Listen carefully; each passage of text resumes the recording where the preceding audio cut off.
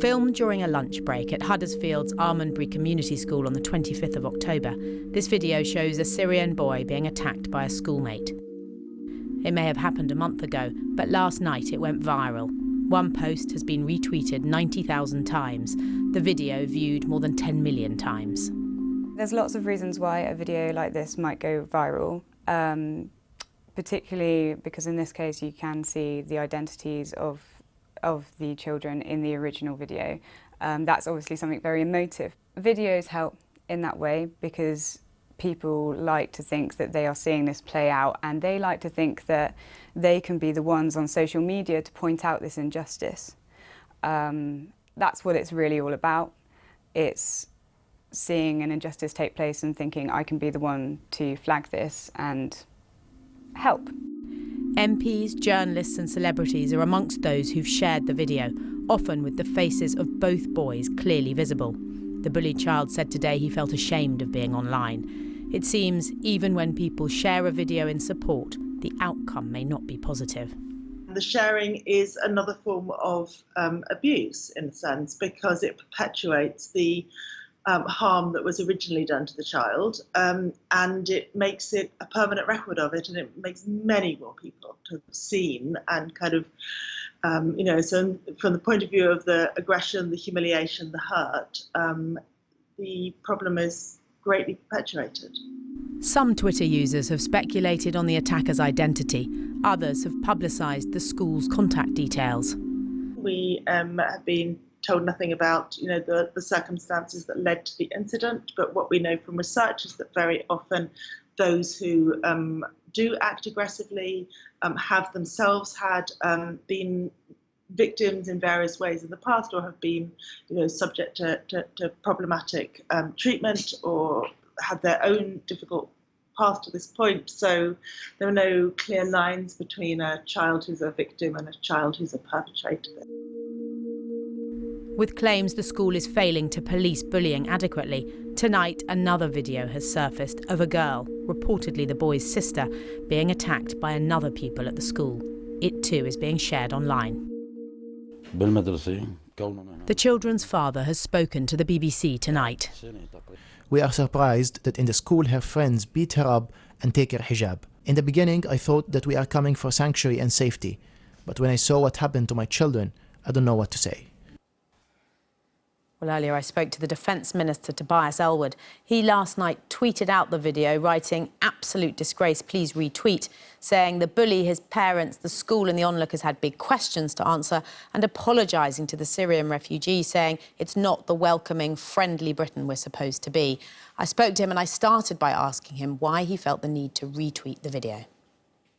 Like so many, we were absolutely shocked by seeing these scenes, and it raises big questions about understanding what our children, how they're growing up today, about the difference between good and bad, and societally, where we should be going. Big questions, not just for all of us, for the school, for the parents, for our grandparents, and indeed, of course, for those who watch this event take place. And I worry that we are becoming a walk-on by society where we're allowing space for these things to happen. We saw another event on the 17th of November where a female police officer was dragged across the ground. What did people do there? They laughed as they recorded it on social media. Cars drove by without stopping. That is absolutely wrong. It's that what I want to challenge. It's that what I want to change. But is that the right way to challenge it? It's two children, one's 16, one's 15, and their faces are all over social media. You seem to be condoning this behaviour. This is absolutely wrong. I'm absolutely not condemning this behaviour. Somebody headbutting another child. Where does this individual bully get these ideas from?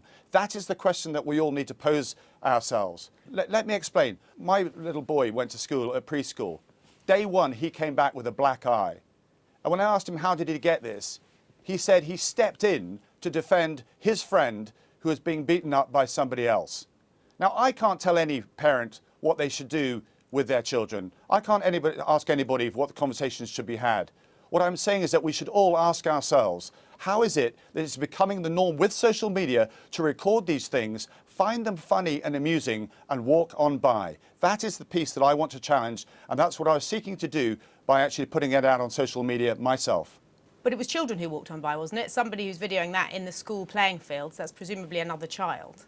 What is happening in our schools that this sort of behaviour is allowed to happen? What is happening in the conversations with our parents that says that individuals like this don't understand the difference between right and wrong? These are big questions that we need to answer. And I can't do it myself.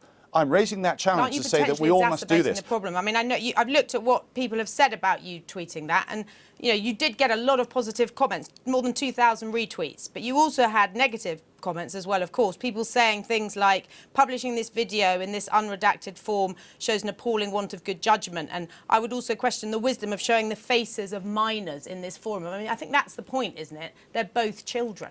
Now, you're reflecting the political correctness of where Britain, I fear, is heading towards. No, I'm just Let's talking about get back children. and understand what our values are and defend them. Let's get back to being strong about what Britain should be. Let's get back to making sure that when kids grow up, they know the difference between good and bad, so this sort of thing doesn't happen. You don't think that the majority of children do know the difference between good and bad, and there are some who lose their way, and that boy might well be one of them, but perhaps putting that on social media, potentially exacerbating the problem, potentially leading to vigilantism, against attacks against his family, how does that help? You're right to mention the vigilantes. They are arguably as bad as the bullies themselves, have taken these matters into their own hands. And you're also right to say that I hope the majority of us do not participate in this behaviour. That's actually a given.